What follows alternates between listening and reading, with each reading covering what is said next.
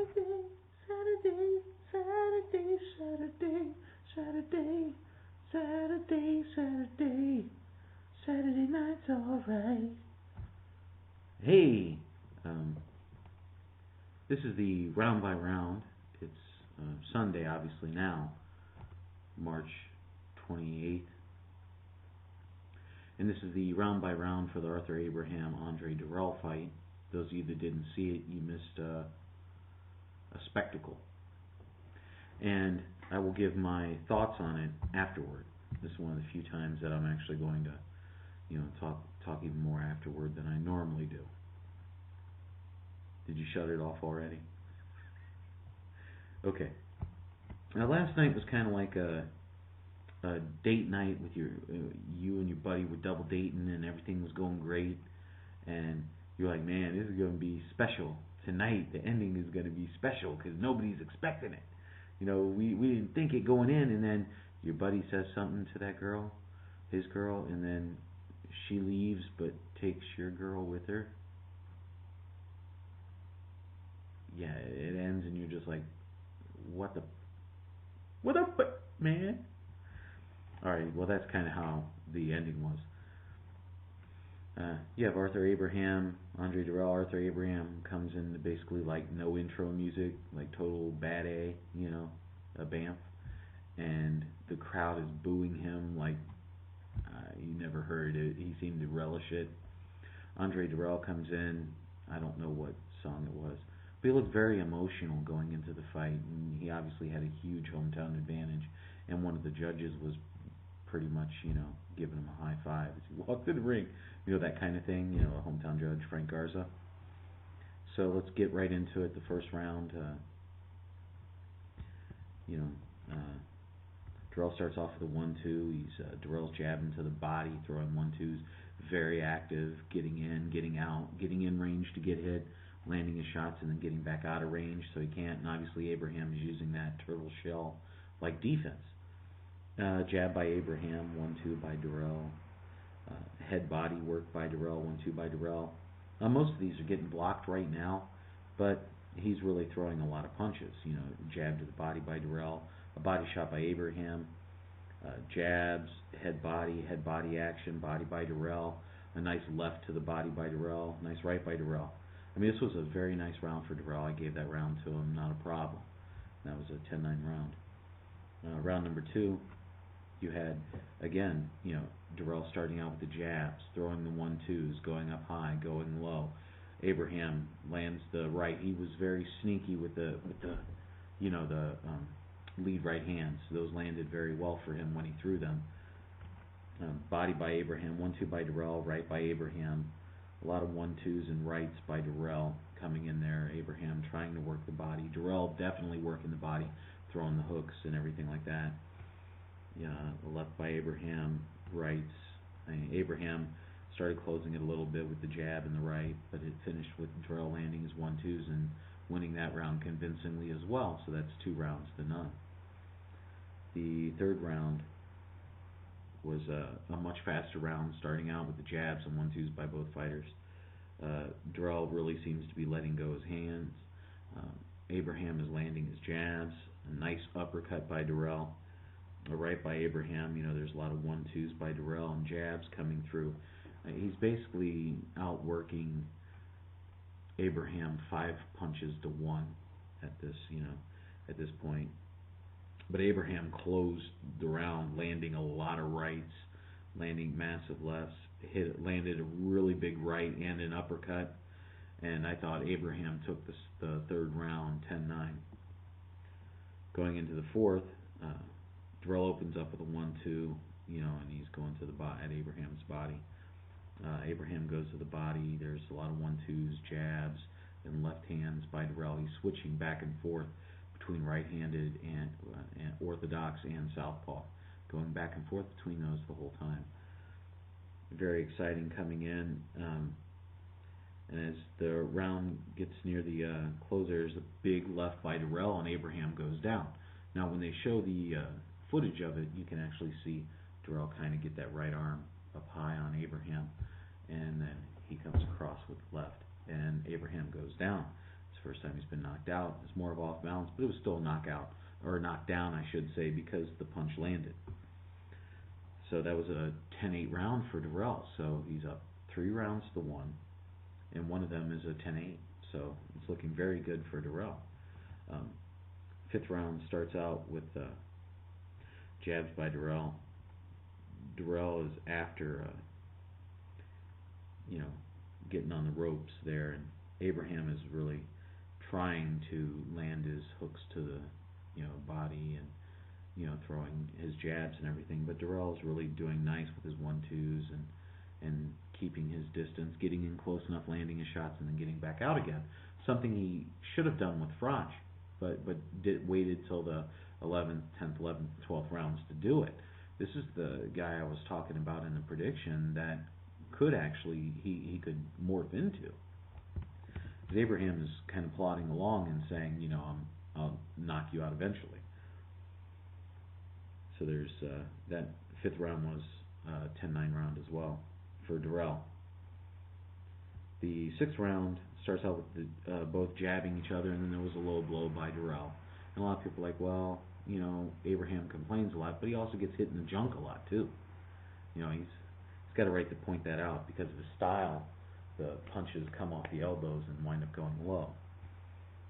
But that doesn't deter Dirrell from throwing the body shots, which seemed to be working very well, and it looked like Abraham did not like those at all.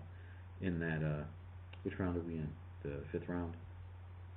Sixth round, sorry. You have a lot of jabs, 1-2s, working the head and the body, throwing the 1-2s by Dirrell. He's putting on an absolute clinic, and I had Dirrell winning that round 10-9, so that's 5 rounds to 1.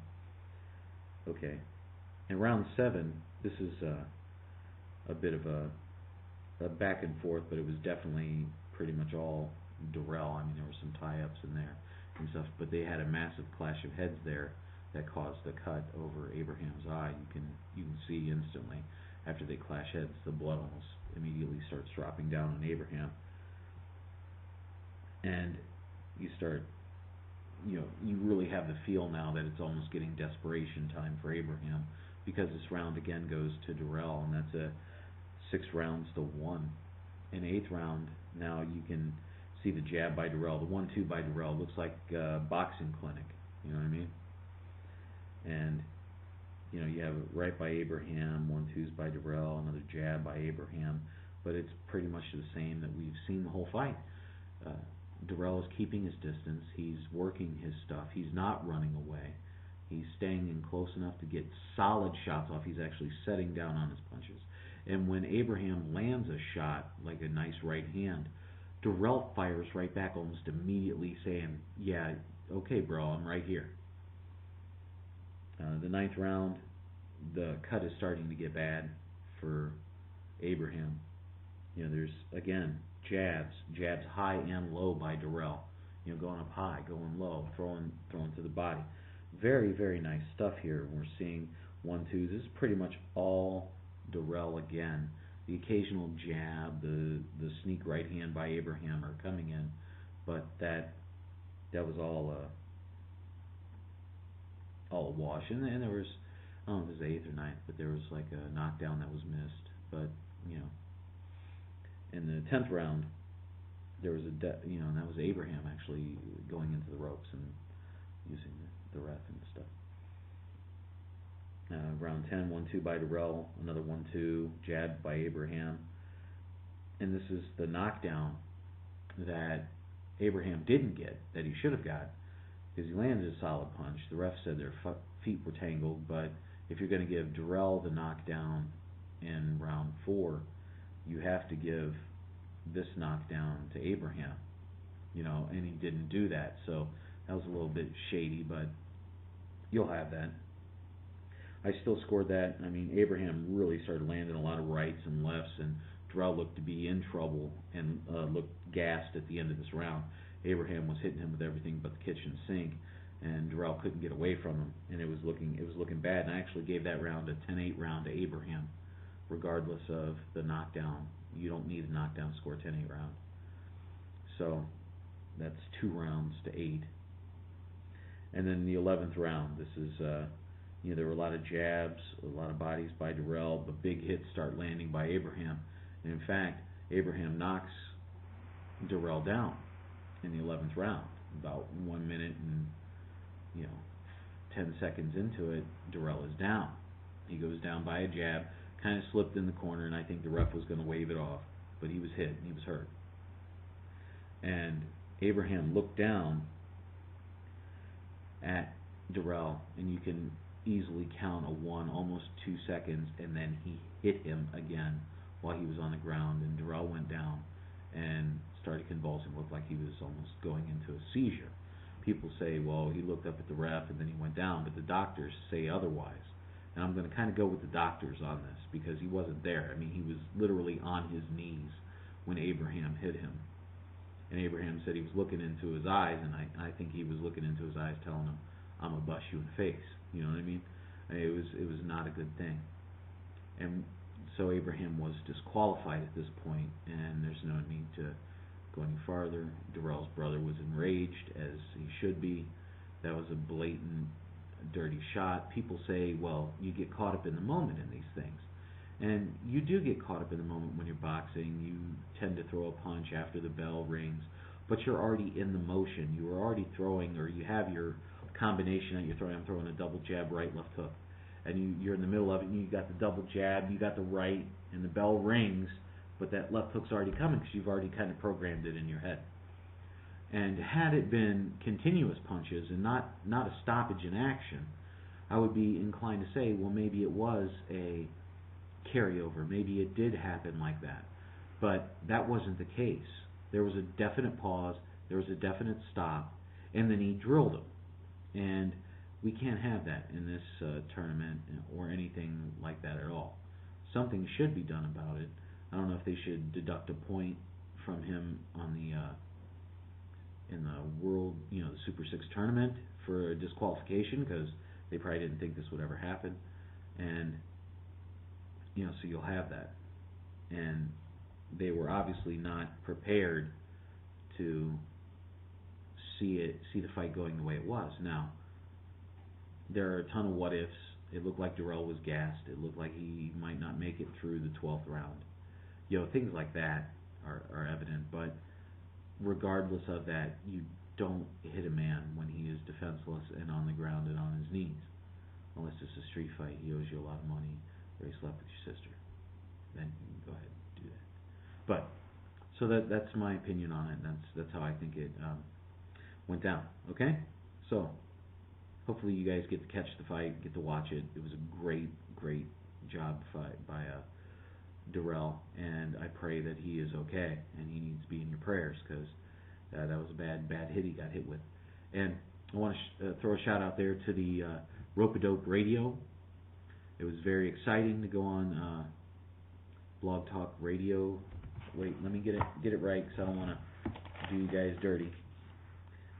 blogtalkradio.com/Rope-A-Dope Radio, and calling in there and talking to Beeb and Rope-A-Dope Radio and all the guys that were on there, D-Style, and if I forget your name, I totally apologize. But it was a very great time.